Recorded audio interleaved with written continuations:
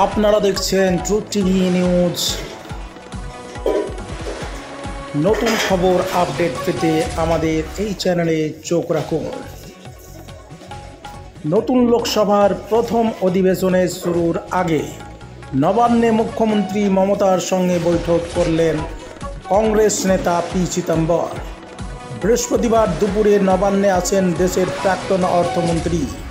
তাকে নিয়ে যাওয়া হয় মুখ্যমন্ত্রীর 14 তলার ঘরে। নবান্ন সূত্রে খবর, মুখ্যমন্ত্রীর ঘরেই আধ ঘন্টার কিছু বেশি সময় বৈঠক হয় মমতা চিদম্বরের। বৈঠক শেষে নিজের গন্তব্যের উদ্দেশ্যে দেন প্রবীণ এই কংগ্রেস নেতা। বৈঠক প্রসঙ্গে প্রকাশ্যে কোনো পক্ষই মুখ খুলেনি, তাই রাজনৈতিক মহলে এই বৈঠককে ঘিরে শুরু হয়েছে জল্পনা।